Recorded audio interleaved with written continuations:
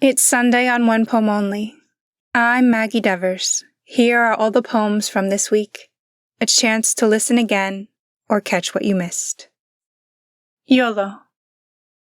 Thank God I'm a millennial and learned YOLO at a pivotal period in my life. Who thought I'd pull her out again for World War III? But there you are. There we are. Only living once. Unless we're considering reincarnation, which I do most days, even those I only live once. But I think it means we only get this moment once, that we conceptually understand. We probably live many moments at once. And maybe that's why World War III feels familiar, and my grass smells like home, and getting smacked in the face by a wave feels like a baptism. Waves YOLO. They live and die with the tug of the moon.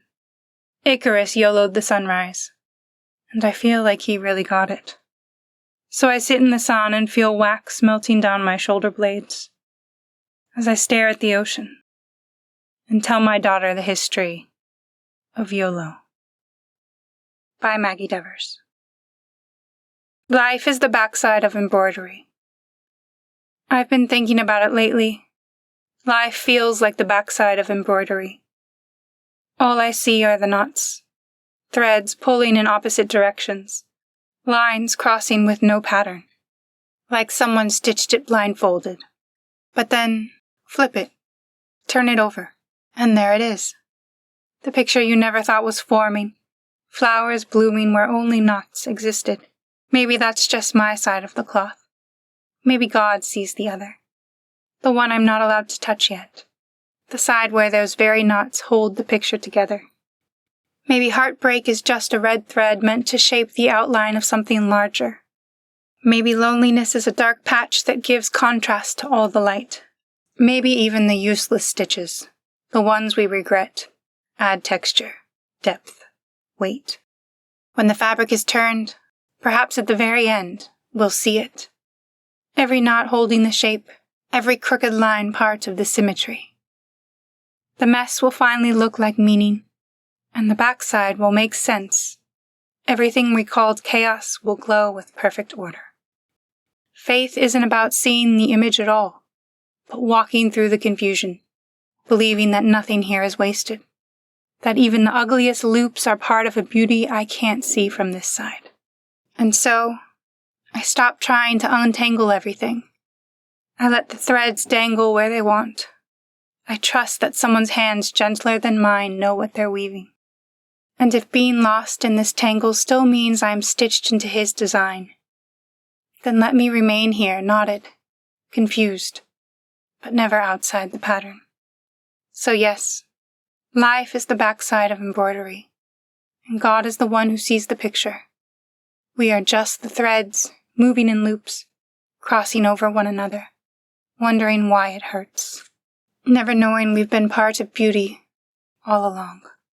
Until then, we keep living in the knots, trusting the weaver, because life, as we know it, is never the front side. It's the backside. By YOLO. Unnamed season. He lives in a peaceful territory of his own, relatively well-defined.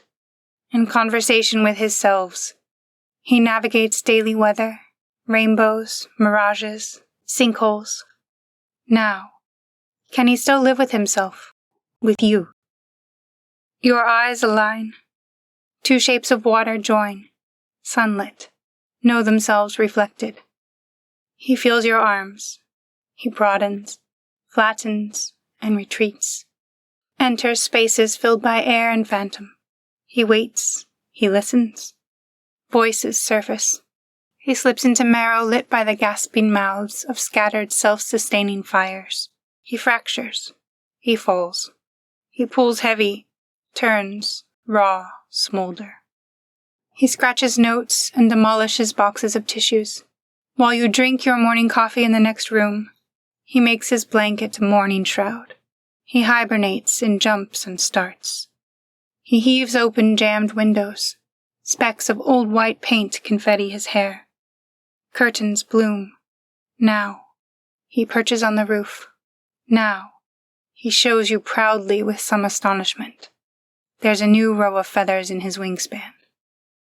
Pocked with blushes and frowns of color. Asymmetrical. But his. A wave of growth unique to your shared ecosystem. Brought forth by an unnamed season. By Jules Travers. Eres hija de tu madre. You are your mother's daughter, is a phrase I heard growing up, from strangers, family members, friends, most repeated by my own mother. I wanted to claw myself out of my skin, panicked by the implication that I did not belong to myself. I could not crawl above my station. Limited to the constraints and expectations people thrust on me. Like a hermit crab, forced to stay in a shell too small. No room to grow or become my own person. Keeping me trapped against the wall. A doll stuck between pavement, yearning to bloom. My achievements, struggles, and experiences no longer my doing. The credit stripped away, loneliness taking over as I stay. Rewatching the events of the past 20-some years through the lens of someone else's existence. It was so unbearable. I eventually avoided the topic altogether. It felt easier to snip the thread we twined, connecting us, so that I could cement my own self, my own role, in your mind, in mine. The separation frayed us both, but I learned that it was healthier for us to coexist side by side, free from the harm we imposed on each other, than to be attached at the hip. And that time apart gave me the space to see you, truly, to take you down from the pedestal, to get to know you fully.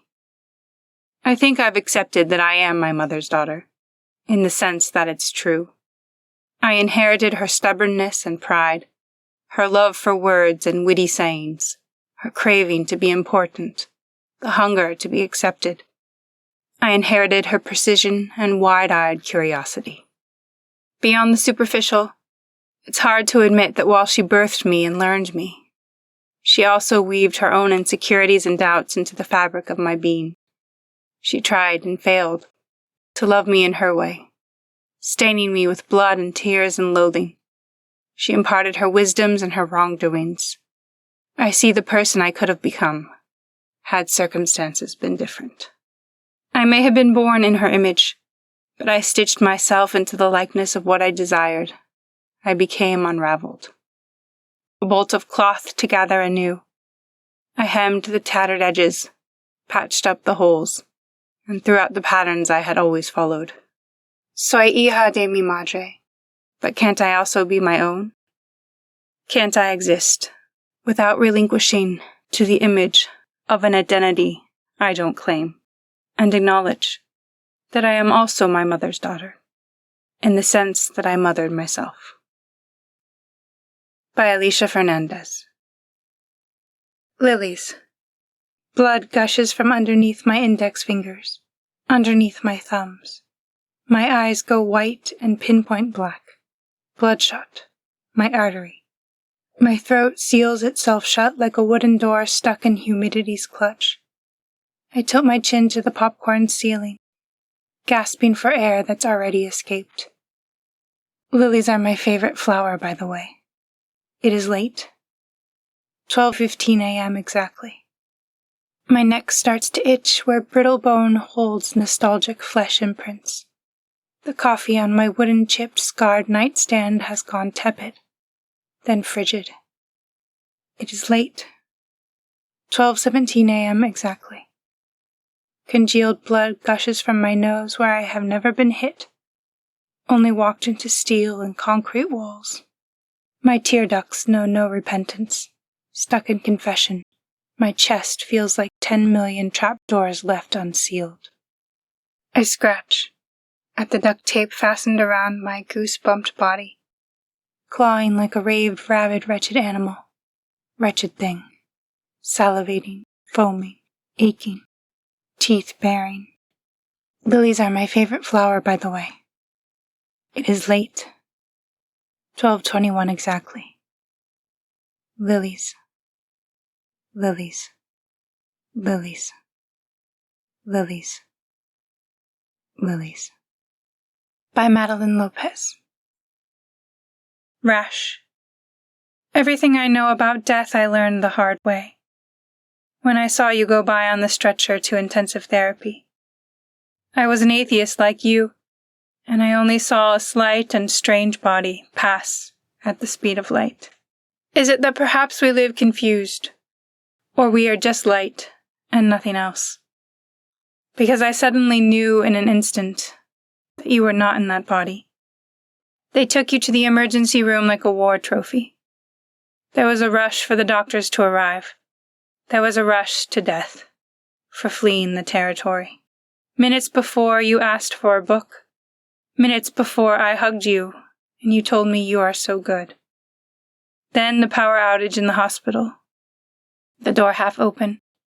And I was spying on you and could see how they surrounded you with candles. Still alive, like in a Poe story. Someone hugged me and I cried. We lost, said the doctor. And I knew death is in a rush, Dad. And in the rush it's sloppy. Because something was taken forever. I knew it. But something not in that defeated body, you were not in. By Viviana Abner. Sparrowfall.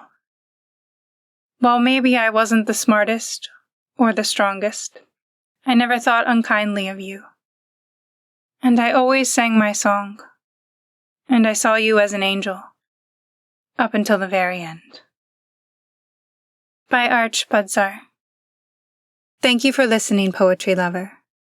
If you'd like a poem each day in your inbox, subscribe on Substack and Patreon to get a copy of my book, plus episodes from my audiobook.